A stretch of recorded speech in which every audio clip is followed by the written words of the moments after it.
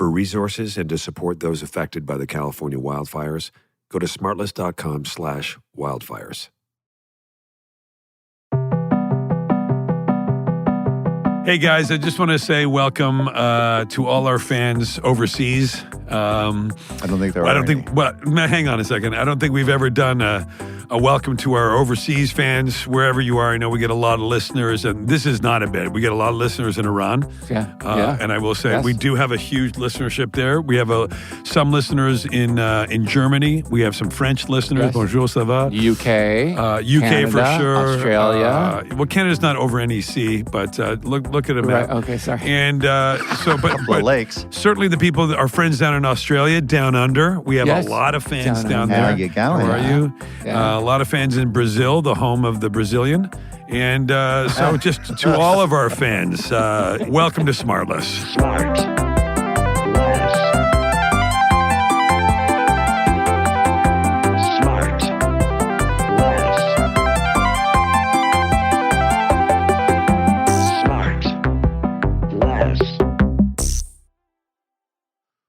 Yeah, God, that was... Yeah, he's barely with us. Stupid Sean didn't know we had to record today. What did we interrupt, Sean? Were you in the middle of toasting Pop-Tart? No, I wish. I still have my things in, my trays in. Oh. It's not your trays. Is that Invisalign? Yeah, or is it just a bite? Is it like a bite stick? No, I have one more tray to go. And then what? What are you working towards? Perfect teeth for when they lay you in the coffin? Is that what it is? Why'd you choose to do it in the last third of your life? They were pretty jacked. They were getting real jacked. No, they really weren't. You're just running out of shit to fuck with. Well, this is true. This is true. Don't you think? I panicked. I had a whole other thing, and then I just got the text. I was like, oh my, there's no worse. It's like getting a text saying, it's like you were sleeping through your alarm clock. Absolutely. Or getting a text that says, where are you at? You're on your way? Well, Yeah. I was like, oh my God. What do you guys do? How do you guys not miss appointments on a day? I usually don't. But why? Why do you not miss them? Is it because you look at your little calendar app the night before or morning of? Night before. Night before, yeah. Night before. Night before, and I get an email the night before as well from people I work with that say, here's what you got coming up tomorrow. I do a week. Whoa. You're getting an email from people you work with. Yeah. That they send. So this is from your executive assistants. From sweet Liz. And she sends me, hey boss man, here's what's coming up for you tomorrow. I don't make her talk to me like that. I'm not like you. She sends me an email Sunday night. I get week at a glance. Oh, nice. And she does. Like it's a TV show. Yeah. I get week at a glance, and she sort of says, this is what's coming up in the next week. And sometimes even if it's a busy month, she'll be like, this is what's coming up. But you can't do that yourself. I kind of do that too. Hashtag relatable. I could do it myself. By the way, you're the call my assistant guy. I never say that. Who says that? You do. I look at my own calendar. She'll put stuff on my calendar, but I will give myself a week at a glance. You'll say a day at a glance. Talk to the assistants. You say that. I've heard you say it a million times. Listen, I love you. There are very few people who love you more than I do. No. I love you a lot, but you're made up of nothing but blind spots. Sean, do you have an? Sean laughed at it too. You know what? Because he loves you too. Do you have an assistant, Sean? I do, yes. It helps my life. Do you not know his assistant? Hang on, JB. No, I don't. How do you not? Why do I not? Because I know Liz and I know Bloom. Yeah, wait, I know what's Bloom. What's his or her name? Nick. Why have I never met Nick or ever heard of Nick? Well, because you're not. This is what I'm saying. Because you're living in a blind spot, bro. Hey, you're Wayne, keep your voice down. I'd love it if your name was Wayne. I know, Wade. Only thing better would be Wade. If my name was Wade. I had a buddy named Wade Wilson. Hi, Wade. Wait, Sean, how you been doing? Are you okay? Great. I'm still frazzled about being late. You're frazzled, but how are you in general? Oh, well, thanks for asking. I'm really good. Are you? Yeah. Why? Something No, I should couldn't know? tell the other night. Like, I feel like it's a very, nothing to do with what's going on in the, I don't mean like sort of, No, I just mean that like in general, it's a weird time. For me, it's kind of a weird time. I woke up yesterday with, and I don't get this a lot, I had like general anxiety. About? I don't know. I couldn't explain it. Low grade? Yeah, kind of low grade, and I couldn't shake it, and I don't know, and I'm not really made that way in the sense that like I feel really lucky that I think I've mentioned this before. Downey once said nobody wakes up in the morning happier to be themselves than you, and it's sort of true. That's kind of true, yeah. But I do. But you're not bright enough to be concerned about things. I think so. I think that's probably true.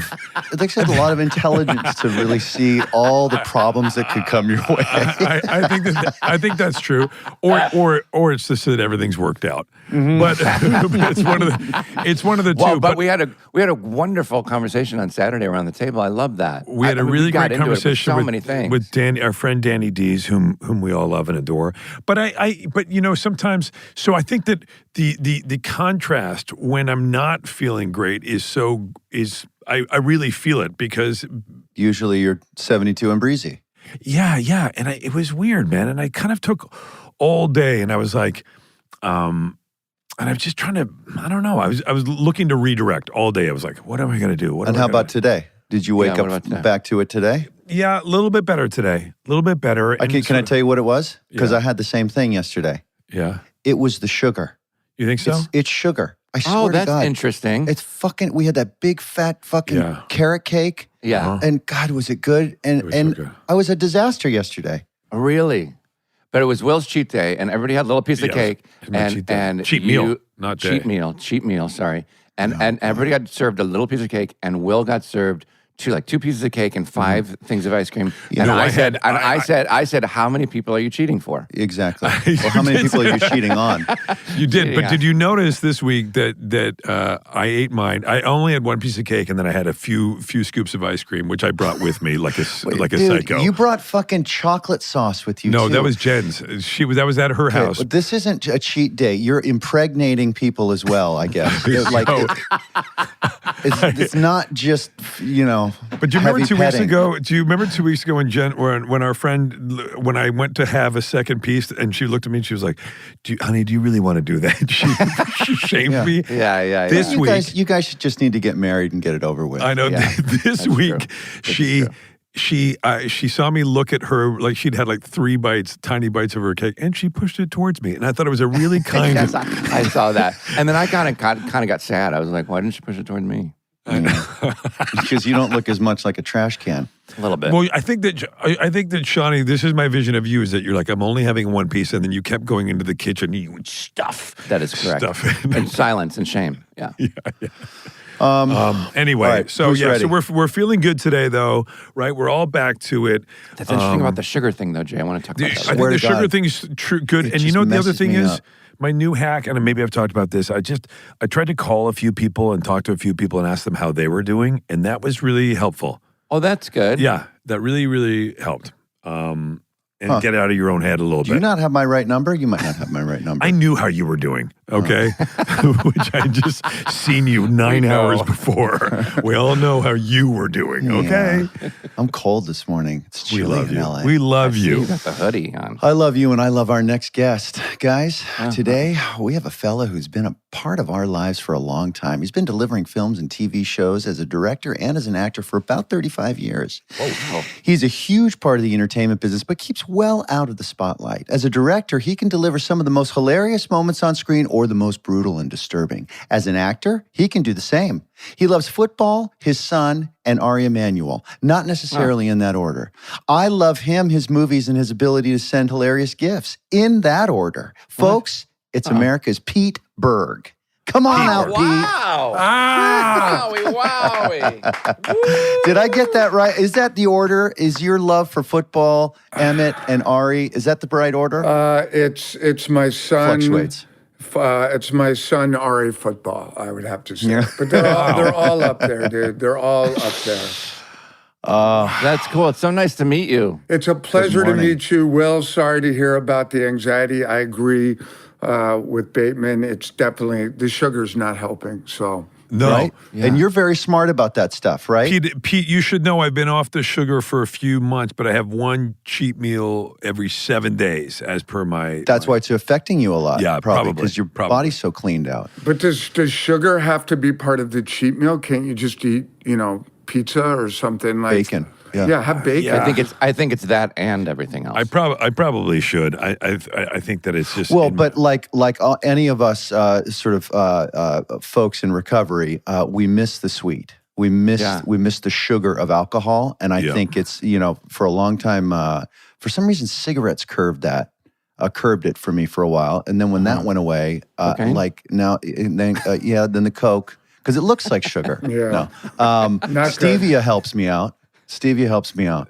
Oh, that's good. Steve is Pete, good. you're good with. Look at you, God. You look trim, man. You look he's great, always Pete. looked so Yeah. good. If you took that tarp off right now, you'd see someone that could beat your ass, Arnett, pretty handily. I know he I could. would never. Runs a boxing gym. I do. I've known Pete. Pete, you and I have known each other very loosely for years. I've said hi to you many times, and I wish it was more than just a hi. It's always been in passing. And Sean, I don't believe we've met, but it's a pleasure to meet you also. This is correct. We have not met, and it is a pleasure to meet you too, Peter. I'm a big fan. Pete, tell me about the boxing while we're here. This is it's been a steady escalation of commitment from you, not just in training, but then like now you're co-owning a gym. So about 15 years ago, I was thinking about maybe a side hobby, and people were asking me if I wanted to go in on a restaurant or maybe a bar, and to me that just seemed like a horrible idea for many reasons. Just like talk about like all blind spot. I had enough of, because I'm like you, I have a lot of blind spots, but there was I sensed that would be a bad move for me to open a bar, be part of that. Yeah. And at the time, I was boxing at a club that Bob Dylan owns in Santa Monica. And the trainer of the gym got into a beef with Bob, which is a whole great story in itself. Getting into beefs with Bob Dylan, which like there's a whole side of Bob Dylan around a boxing gym. Yeah, he'll hit you with a guitar. You're really annoying me today, and if you don't do something, I'm going to get physical on you. But we used to spar Bob. But you could never hit, you weren't really allowed to hit him back. And he would pop you. Bob Dylan had a sharp jab. And it was supposed to be like, but you couldn't hit him back. And so I took a few shots from Bob. But Dylan got in a fight with the then head trainer and fired him. And Gary Shandling, who's a good friend of mine, was also training at that gym. Oh my God, Gary. And Gary came to me and said, Pete, why don't we take this trainer and start our own gym? And I said, okay. It seemed like a better, more interesting experience than opening a bar. And so Gary and I backed this gentleman, started our own gym, and the gentleman who we hired ended up leaving. We had some problems with him. And then Gary died, R.I.P. Gary Shandling, who I love so much, and left me alone with the boxing gym. And it has been one of the stupidest things that I have ever done in my life. Bar fucking none. Wait, why? Do not That open sounds like such an easy thing to run. Low overhead. There's no maintenance. There's no. Hey, clean these towels. You know and what? Lock the door. That's two it. things. Two things. Actually, technically, three things. One thing is people say that I got a lot of blind spots, but I don't see them. The other thing is this, Pete, is my son who's 16. The last year and a half, he's gotten into boxing, and he's boxing at another gym that I'm not going to name, but he's going twice, and now he just said to me last night, Dad, can I start going 3 times a week? And he boxes with this guy, which is really cool. And I was thinking, like, I'd love to get him out to your gym maybe and get him in there and get another. There you go. Churchill Boxing Club in Santa Monica. Come on down. It's a great gym. Great. We're going to get a nice boon. But here's what I wanted to say is a little sideline, because I do want to finish the boxing theme is, we haven't spent enough time. I feel like we've been delinquent on this podcast. We haven't spent enough time talking about and giving credence to Gary Shandling. Because he was talk about a heavyweight, to use the analogy. This guy was an unbelievable, he's the reason I got HBO. Because, Pete, you knew him. I didn't know the guy, but what an influence he had on what we consider to be comedy now, in a lot of ways. Gary Shandling. Actors, writers, format. For sure. What was he like? So, I mean, I got to see both sides of Gary. I saw him as a comic titan and a very entrenched member of our industry, and that's how most people knew Gary. The boxing gym is actually a fascinating culture. Our gym is meant to be a pretty traditional boxing gym with pro fighters. So we would have a lot of Russians, South Americans. We had folks from Japan. We had Chinese fighters, and these were young men who would come to LA, rarely spoke much English, were not at all connected, and Gary took a deep interest in their lives. And I would come into the gym, and Gary would be sitting with, a couple of kids from Argentina, talking about boxing and talking about life, and had this incredible connection. And when Gary passed away, there was a huge memorial. I don't know if any of you guys went to it. A couple of thousand people. Everyone in Hollywood went to Gary's memorial service. And then the next day, we had a service for him at the gym, and there were a couple of hundred people who knew Gary only as G from the gym, and they had no idea that he was famous. They had no idea that he had this other life. They just thought he was a really sweet guy who cared about them, and he really did. And so that was a side of Gary. He absolutely loved boxing. He loved Bob Dylan and loved fighting with Bob Dylan. I'd love to see that pay-per-view. That's such a funny image. Gary tried to do a talk show where he would fight you 3 rounds in the ring, and as soon as those 3 rounds were over, you would collapse, and he'd do an interview. He would do the interview after you'd been punching the shit out of each other, and he only did one with Alec Baldwin. And I was there for it, and they both, I think, had heart attacks. Literally mini heart attacks. and at the end of the 3rd round, Baldwin was laying on his side and Gary was laying on his stomach, and they were wheezing. There was like, and Gary was trying to ask him questions. How'd you get started, Alec? And Baldwin was just like, I think I really need some water, and I'm like, guys, Can we both, see this? You're both. It never aired. Did you shoot it? We did. I've seen it, Pete, and it got kind of real too when they were fighting too, right? They were beating the shit out of each other. Baldwin was tough, and Gary was deceptively, effective as a boxer. And I think Alec didn't quite know what he was in for. So it started, and Alec thought it was going to be kind of fun. And Shandling just started face punching him over and over and over. Yeah, it got weirdly real, and it was uncomfortable. Wait, Pete, you got to show us this. You shot it? Gary shot it, so we could maybe dig it up. But it was priceless. But I was literally concerned that they were both having heart attacks, and I got them to stop and drink water, and then. It was one of those, it was a deep level of exhaustion that just wasn't going away. It's just like an icebreaker before an interview, Yeah, just to put everybody at ease. And we will be right back. And now back to the show. Pete, I do want to go back, though. I want to get back into how you became who you are, which is, as Jason said in the intro, I mean, you're an incredible filmmaker and actor, and you haven't acted as much in the last few years as you used to. But you started as an actor, and Jason, you probably feel a lot of connection to what Pete does because he was able to kind of go from an actor who was in a lot of stuff and people wanted and become a director yourself, which I know is a trajectory that you're sort of on. Pete, talk a little bit about that, like about being an actor who's auditioning for jobs, then an actor who's in demand, and then turning that into, or having the vision, or talk about what it was that inspired you to become a director, et cetera. So I think one of the light bulb moments for me that got me really starting to think about directing, which was something I'd always thought about, and I think Jason always had too, and it was something we used to talk about when we were working together. I remember on the set of Hancock in particular, you talking about filmmaking and me kind of sensing that you were going to move in this direction. But for me, I was an actor on Chicago Hope, which was a pretty successful medical drama, and we went up against ER every Thursday night at 10 o'clock, and they beat us every Thursday night, but we were still getting, $20,000, 3 million people watching us, which we thought was just horrible because we were coming in second. And that was horrible. But in looking back on it, obviously it wasn't.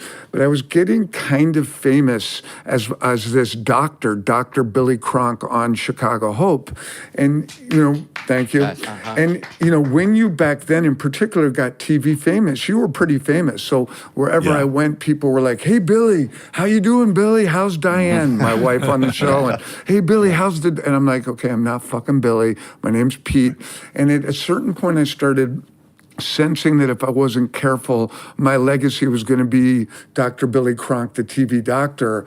And I was on a plane flying from LA to JFK, and I was sitting in my seat, and people were walking by me, and a man stopped, and he said, hey, Billy. And I said, hey, my name's not Billy. He goes, hey, Billy, my wife has this rash. What do you think? Show him the rash. And she pulled up her shirt and stuck her elbow, which had a really bad rash on it, in my face. And I'm just sitting there staring at this rash, and they're smiling at me. And all other people on the plane are all kind of like, hey, Billy, what do you think the rash is? And Clowning I'm like, you. That's it. I'm not doing this anymore. I gotta stop. And I started, writing, and I wrote a movie, Very Bad Things, which was my first film, and that was something that once I got a taste of that and figured out that I could do it, I never really looked back. And I do love acting, but I was not going to be Billy Cronk for the rest of my career. But what was that thing that made you? Were you scared to be like, I can't believe I'm going to try to do this? Like, how did you get over the fear? Because you had a real career as an actor. Like, so you got to make a leap a little bit and go like, all right, I'm going to do this. So I was flying to New York to act when the rash. The same guy was on the plane and said, I have a different rash. Well, and the reason I was on that plane where I was presented with the rash was I was flying to New York to be in a movie called Copland. I was going to act in it. And that was Stallone and De Niro, and Stallone had put weight on and was going to, try and win an Oscar. And this was Harvey Weinstein producing it in the height of his power, and Ray Liotta and Harvey Keitel, and all these big stars were in the film. And I had a small part in it. And Stallone directed that too, right? You wrote it, James Mangold directed it, wrote and directed it. And I was one of the cops, and most of my scenes were in this bar, and I would just sit around waiting for my one line. So Stallone would talk and De Niro would talk, and then finally it would be my line, and I'd be like, yeah, for sure. and I Sounds like me in Kingdom. No, you were phenomenal. No, Jason. Turn left. No. Right. Jason, by the way, sidebar, Jason had one of my favorite lines ever delivered in the film, and you know what it is? It was like, hey, driver, are you late for something? Remember that? You guys are cruising along the desert? Fuck, I love that. Abu Dhabi, scared out of my mind. But I was on the set of Copland, just watching everything happen, and there was this young director, James Mangold, and I was watching him, and he was arguing with Stallone and getting into all this creative stuff with De Niro and Ray Liotta, and it was just like he was alive. He had this energy coming out of him, and I was sitting there waiting for my line, and I'm like, yeah. And I finally at lunch, I walked up to him. I didn't really know him. I said, hey man, can I ask you a question? He said, yeah, what's up? I said, how do I get your job? Yeah. How do I get your job? You want to work 60 minutes an hour, not just 10. And he said, you got to write. And I said, okay, well, how do you do that? He goes, well, do you know how to write? I go, yeah. He goes, well, do you have an idea? I said, kind of. He said, well, what I do is I use note cards. And I outline my, and so then when I get all my cards, then I've got the idea, then I start writing the scenes. And then so I went back to my hotel, and I was staying in the Essex House in New York. You know that hotel? Sure. It has a big Central Park South. Has the big, beautiful park views, right? Yeah. I had the shittiest room in the hotel. I had the back, tiny little room in the back of the hotel that looked out over an alley. And I went home, and I went to the drugstore. I got note cards. I got pen, and I started writing the note cards and outlining the script. But I had a really small room. And I had the note cards kind of all over the room, and I'd go to work, I'd come back and more note cards, and I had this whole crazy system. And one day I came back, and the note cards had all been moved and cleaned up. And I'm like, who did this? And they told me it was Manuela, the housekeeper. So I found Manuela. I'm Manuela, you can't do this. I'm writing a movie. And she's like, what? And I told her it's about these guys who go to Vegas and accidentally kill a hooker and then have to chop her up. And she's like, oh my God, then what happens? And Manuela helped me write the script because I would bounce it all off of her. That's so and, good. And I had the script up all throughout the room. It was on all the walls. So I was like living in it. One day I came back and I went to go in the room and the key didn't work. And I went down and they said, Mr. Berg, we have a problem. We had to move your room. And I'm like, holy shit. They took me up to the top floor. I went to turn to where the shitty rooms were. They go, no, you're this way, to where the good rooms were. Walked me down into the park suite. And I walk in this beautiful suite, and the staff at the Essex House had cleared out the walls and put my script up on the walls. No And they way. said, Manuela told us what you're doing. We wish you the best of luck. Finish your script. That's amazing. And that moment really changed everything for me. And, That's incredible. I never knew that, Pete. Jesus, Dude, that's fucking incredible. great. That's so fucking incredible. What a great story about humanity and people and belief and all that kind of. Also, I like to think that Manuela, before she knew it was a screenplay, she was nervous because she had all these cards about going to Vegas and killing a hooker. She's like, I got a serial killer here. This guy is. Well, Pete, how did you That's awesome. how did you take your you've got a very your taste, your sensibility, your personality is very seasoned and no bullshit, and there's no real artifice to you, which I just fucking love. And you've somehow managed to take that and mold it into an actual visual aesthetic too. Where did that come from? Like the style of your films, the way in which they're shot, the way in which they're cut, the actors you hire, the things you ask them to do and not to do. Like how is that shaped? I mean, the things that I think that I do that tend to work the best, like if it's Friday Night Lights or The Kingdom or Deepwater Horizon or Patriots Day. These are films that I do a tremendous amount of research on. I'm kind of a psycho about that. I'm in Tel Aviv right now, and last night we had a missile attack that was pretty amazing and somewhat terrifying. And I've always been someone who likes to see things for myself, and that generally translates to my writing. And I try to have as deep of a almost anthropological or almost journalistic understanding of my world. So I went to Saudi Arabia a long time ago before we did The Kingdom, and lived there for 3 weeks and got as much of an understanding as I could of that culture. And once I kind of feel like I've done that work and I understand the world, when I did Lone Survivor, I went to Iraq and embedded with the Navy SEAL platoon for a month on the border of Syria, and that helped me make a better film.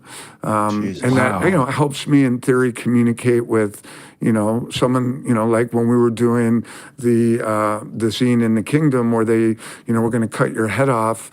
I've tried to have a proximity, certainly never to that kind of level of violence, but to at least understand as best as I can, what these, executions were looking like and how they might have gone down, and that I think could help me help you reach an appropriate level of terror and a willingness to fight, which you did so well in that, which I found fascinating. And I've had so many people talk about that scene and how Jason Bateman, this sweet, funny guy, went fucking psycho to save himself.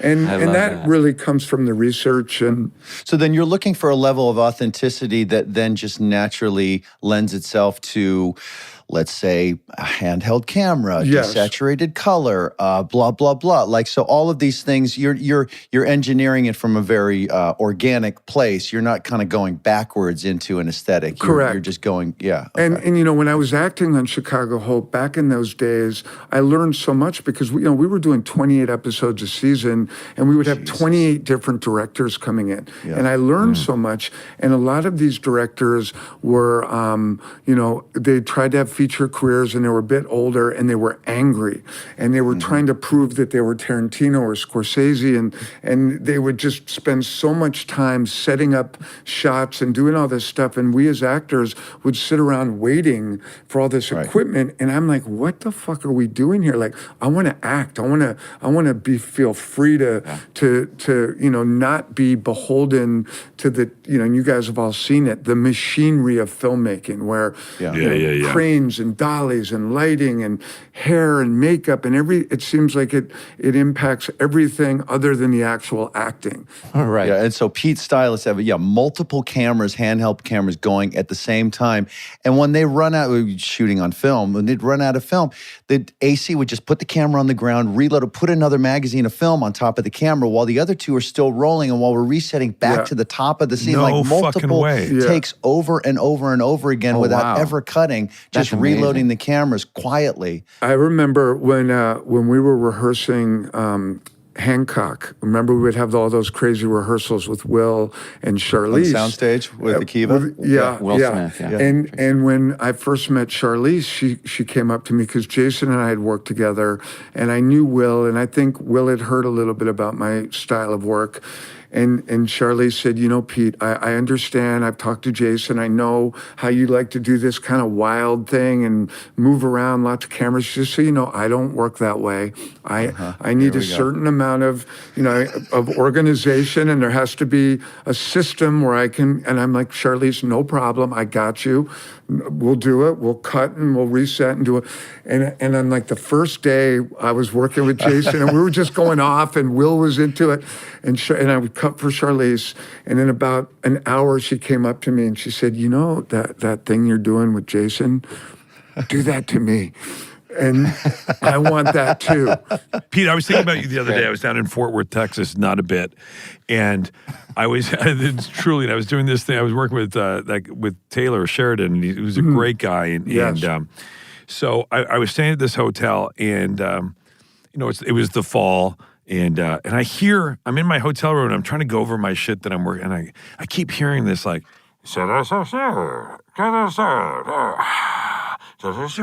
what the fuck is my phone on? And I keep looking around the room, the TV's not on. I go out in the thing, and I look out, and I could just see over the treetops in the distance this stadium, and I fucking look it up on my phone, and it's a fucking Texas high school football game. Yeah. Oh, wow. And the stadium's packed, and I can hear the fans, and I can hear the announcer, and I was like, holy shit. It was Friday fucking Night Lights, man. Like, it was incredible. Yeah. Yeah. So for the listener, Pete brought us Friday Night Lights, the film, and then shepherded the television series to us as well by doing the pilot, probably the first couple, and EP'd the whole thing, right? Yes. You're the writer, your second cousin to the writer, perhaps? Yes, Buzz Bessinger's my second cousin. Was that helpful in it finding its way to you, or did it happen without that? It was. I had followed the book and read the book, and Buzz used to push me to try and make it. At the time, I actually didn't really have the juice. There were a lot of filmmakers that wanted it, and Brian Grazer controlled it. And I would call Brian and just sort of check in with him. And I knew they were going through a list of, some pretty top-tier directors. And Brian was always nice, and he was pretty honest, saying, maybe we'll get to you.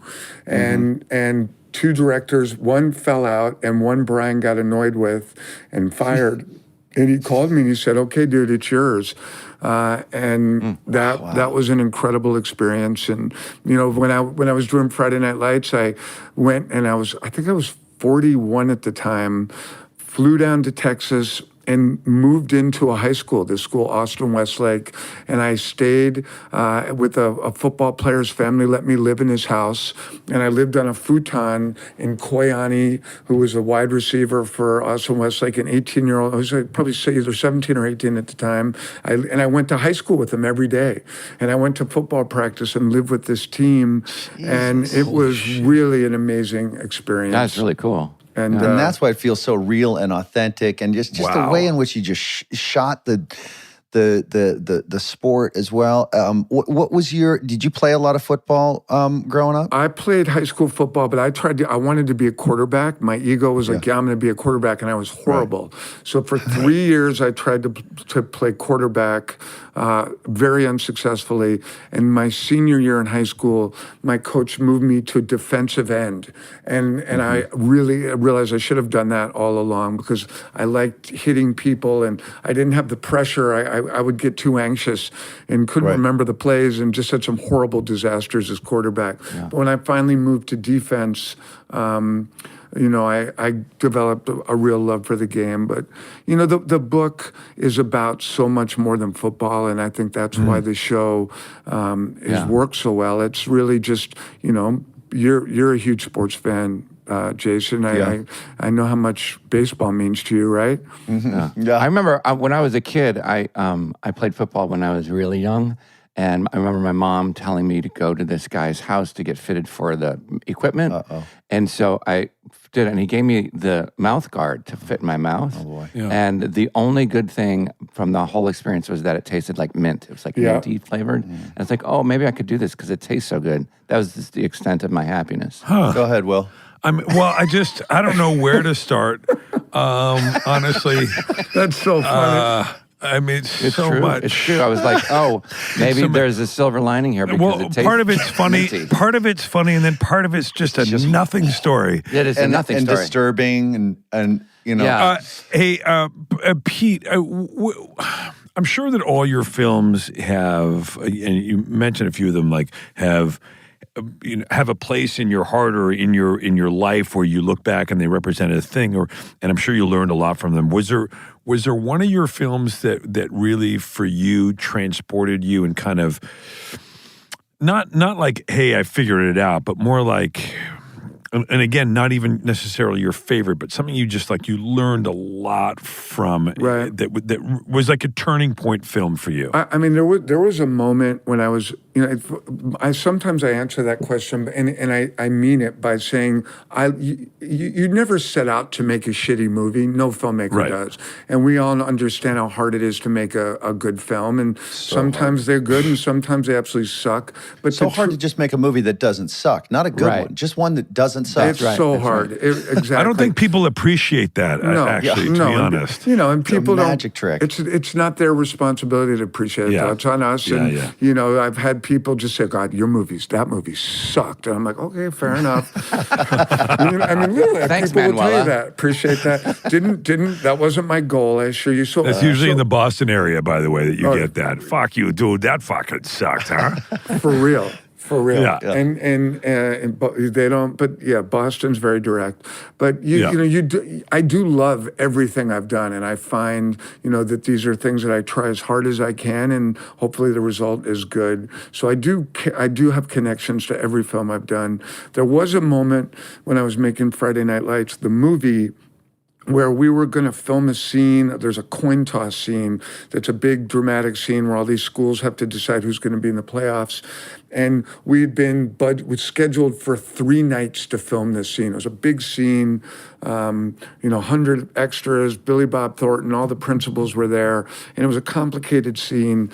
And this was when I was starting to find a style with multiple cameras and what Jason was talking about. Just keep moving and don't cut and shoot and do so we had 3 nights scheduled to shoot it. And we got up there and rehearsed it for a couple of hours. And I had the cameras going and we shot it in about 2 hours.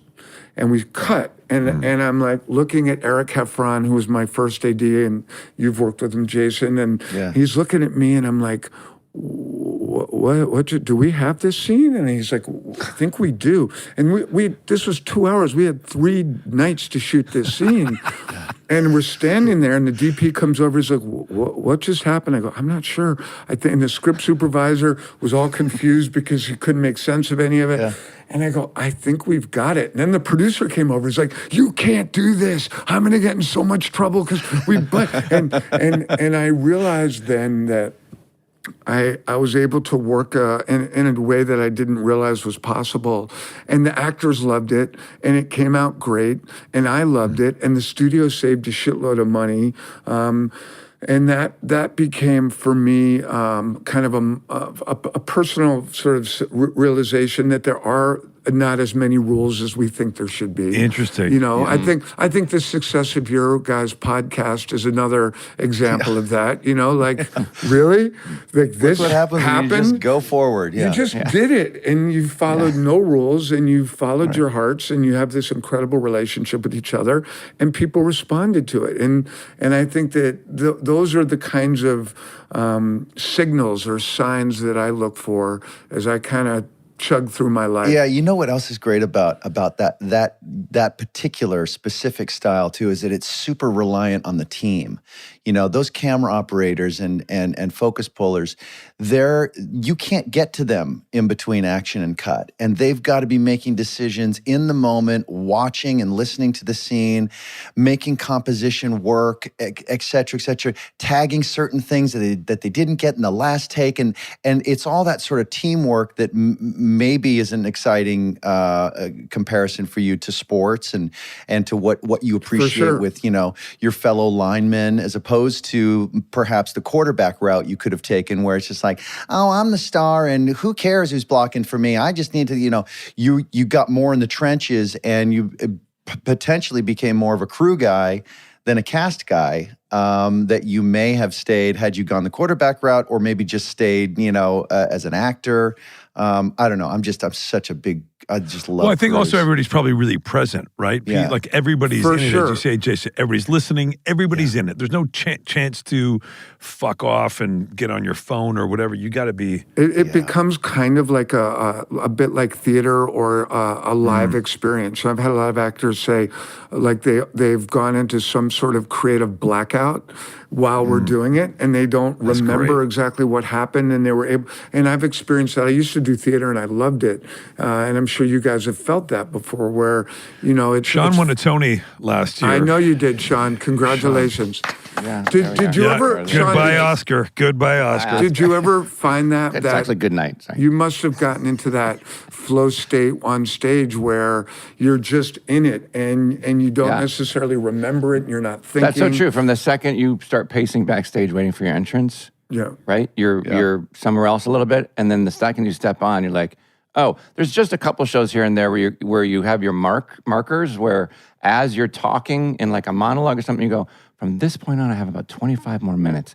Then I get to go home and eat pizza. And so, you know, you start having those markers. But most of the time you're in it. Yeah, most of the time you don't have a choice but to be in it, right? Yeah. We'll be right back. And back to the show. Now, Pete, I want to talk to you about potentially one of the most challenging periods in your career, going through the work experience with Justin Theroux on Leftovers. How did you manage to just keep your head up, go forward, and say, they're not all going to be like this? I did see that he managed to work in a shirt, like he went tarps off in a running scene in the pilot, which probably was his call. Well, and fucking Theroux stole your sleeveless look. You know, Pete's got a great war cry, basically physical war cry.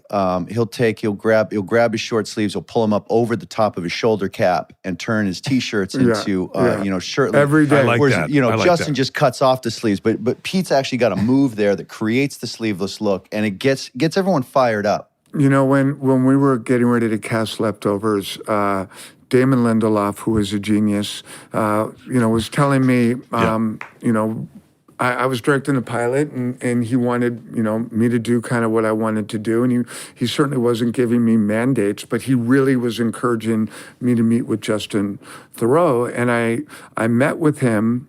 And I couldn't figure him out. I'd never seen anything like it. You thought it was a bit. You thought Damon was having a laugh. He can't figure himself out, so I mean, keep going. And the tattoos, and I've never seen someone with less body fat. There's just no one. Yeah. He's so ripped crazy. and so intense.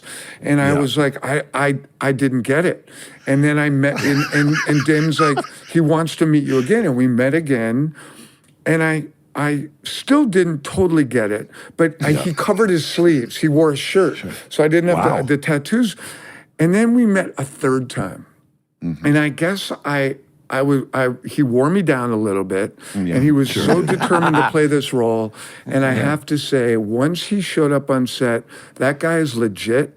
He did such a great job. He covered the tattoos.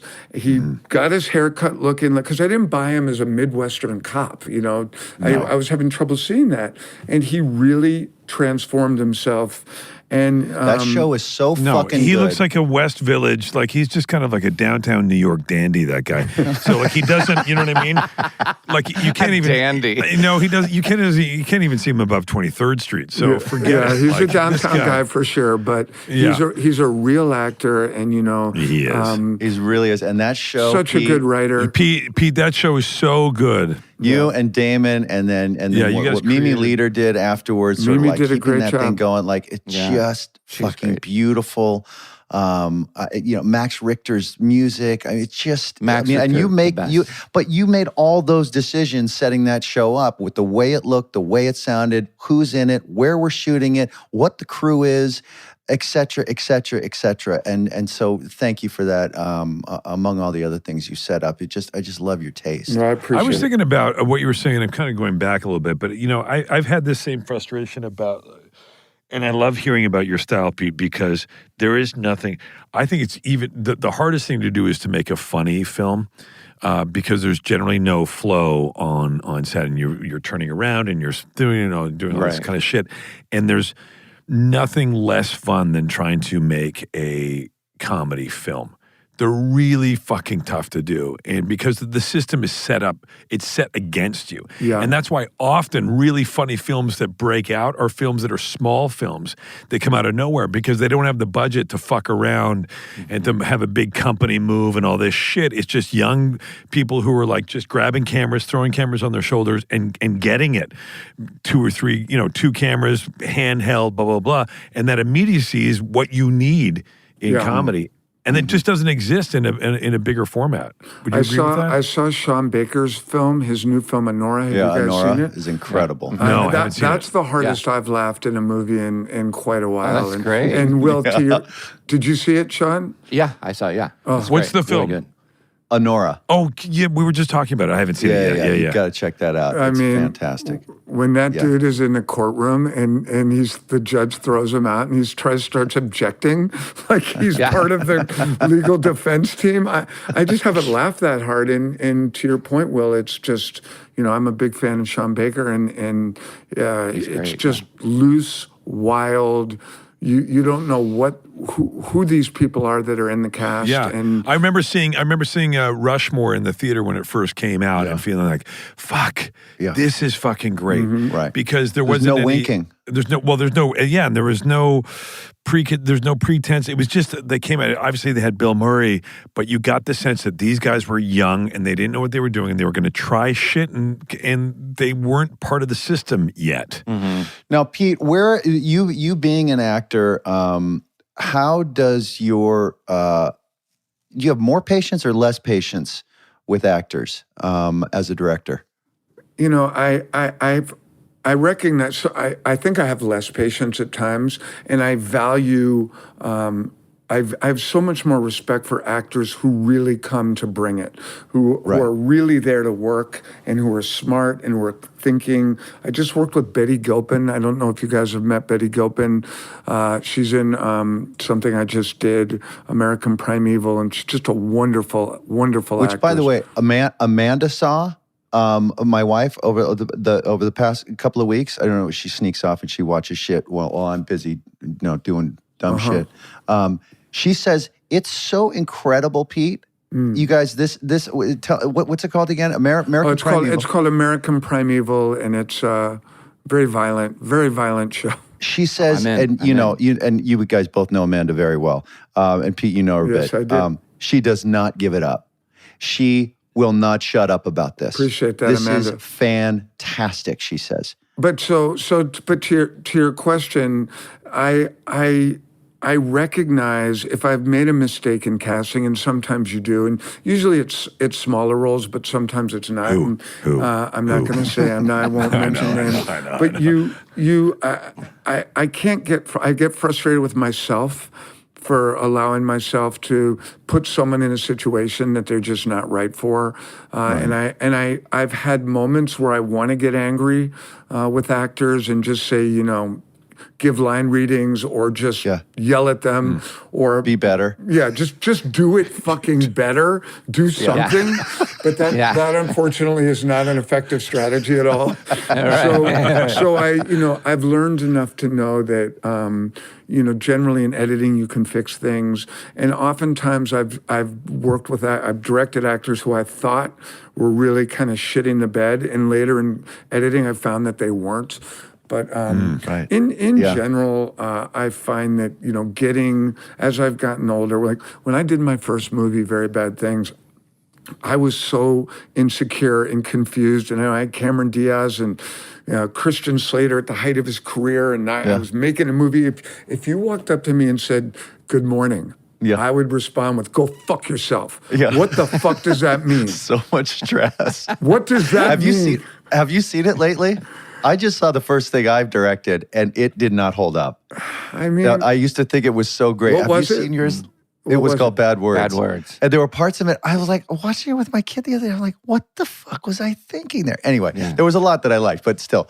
Have you seen Very Bad Things lately? Does it hold up? Not lately, but I've watched it. And, it's like I said earlier, that's who I am not happy about how unhappy I was making that film. I was just a seething ball of confusion and rage every day. And thank Cameron Diaz for being so sweet. She would pull me into her trailer and she would watch Uncle Buck in between takes, and I'd walk by her trailer, I'd hear this laughter, and it would be Cameron Diaz watching Uncle Buck. And she'd be like, "Pete, just come and watch Uncle Buck for a little bit and calm down." And I would just sit there trembling, watching Uncle Buck, and Cameron's laughter calmed me down. She was such an angel to me. That's so fucking... By the way, one of the great line readings of all time, Uncle Buck, is John Candy when he's talking to the principal and she's got the wart on her nose. And he interrupts himself like 8 times because he keeps saying... no, warty nose. Warty nose. No, wart on the what? And it's one of the great line readings of all time. Pete, before we let you go, tell us what drew you to American Primeval. This is a show. Can't wait to see it. Yeah, I know. This is a show that is coming out January 9th, I want to say. Yes. Does that sound right? Yes, sir. Yes. January 9th on Netflix, yes. January 9th on Netflix.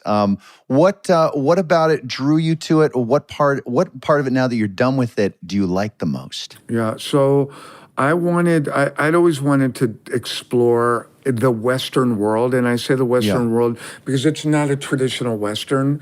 There's a movie called Jeremiah Johnson that Robert Redford did a long time ago where he played a mountain man, or he played a city man who came to the mountains to try and find gold, and he became a mountain man. And he developed a relationship with the Native Americans out there, and it was just a really a formative movie for me as a kid. My parents took me, and I always wanted to do something like that. And Mark L. Smith, who's a friend of mine who wrote The Revenant, and I were talking, and I'm like, what if we did something in this world? And we started, and my goal was I wanted to go out into the elements. I didn't want to shoot in sound stages. I wanted a challenge. So we ended up with this 6-part series that's about a very violent period in American history in 1857, where the Mormons were just starting to have an army, and Brigham Young was very violent, and they were trying to hold out in Utah. The army was coming after them. Multiple Native American tribes were fighting, and I thought this would be a really interesting environment to set a story. It was a very, very violent time in a very violent history, which is American history, in a very violent global history, which is planet Earth. And we wanted to explore man's innate desire and inability to not kill each other. And we thought that was, just something in living in this world today where obviously violence is on the rise. And it might not all be sugar that got you anxious. Like these are rough times, and this is something we wanted to explore. And I think one of the biggest takeaways for me, and this isn't necessarily the sexiest takeaway, but learning about Brigham Young and the history of the Mormon Church and how persecuted they were. And they were run out of New York, and then they were run out of Georgia. And Joseph Smith, the leader, took them up to Illinois to try and create this Nauvoo, this place where they could live. And Joseph Smith was killed, and Brigham Young fled across the country on foot with 2,000 of his followers and ended up in what was a godforsaken land, Salt Lake City at the time. And he said, well, we'll stay here. This is the place. No one will ever come for us here. And he started growing the religion, and the U.S. military started coming for him. And the Mormons were a very cunning and at times violent organization. And one of the things I'm very happy with is actor Kim Coates, who plays Brigham Young.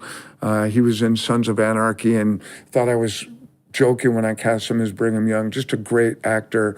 And learning about that aspect of it was something that for me was just really personally quite interesting. And getting to know the great Betty Gilpin, who does such a good job in our show. Yeah, that's what Amanda said. And Taylor Kitsch, who I love with all my heart. Collaborator, yeah. Yeah, man. Yeah, he's a great actor. Yeah. Well, to see it. I'm fucking thrilled for you. I'm just excited we get more Pete Berg stuff. Hopefully you're there in Tel Aviv researching something that's going to be awesome to see one day. No kidding. I won't even ask you about it. I know. I've been thinking the whole time. I'm like, what is he doing? I know, exactly. I know. But I miss you, buddy. Hurry back. Let's all hang out.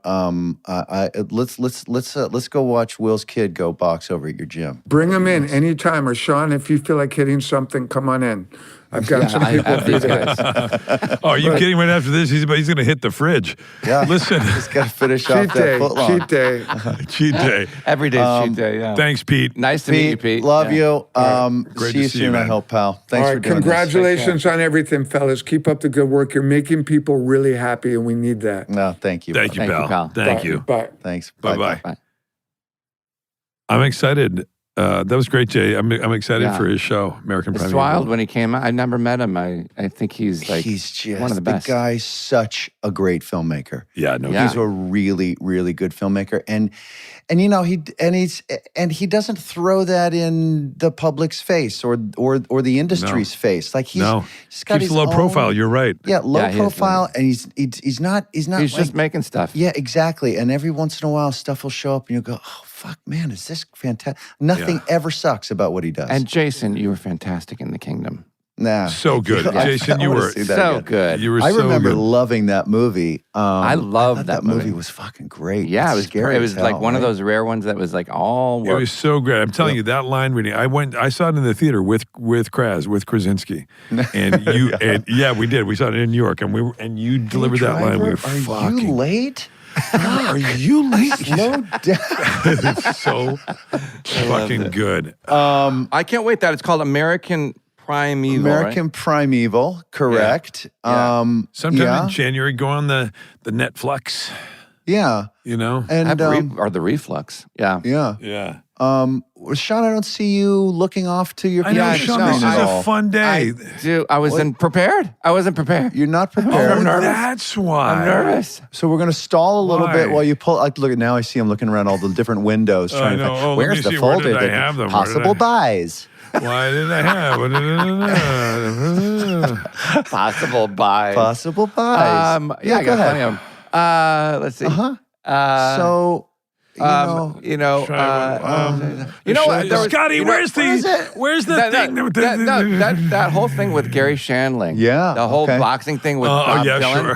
That was really funny. That was What a was- story that I was really blown away buy? by. Huh. Okay. The right. problem with that is that it's so close. It's so on the nose that, to be honest, for me, Sure. I just don't buy it. Yeah. That will work. That will work. You know what I mean? So like Two you have, like, half just a ones little- make a full. Yeah. SmartLess.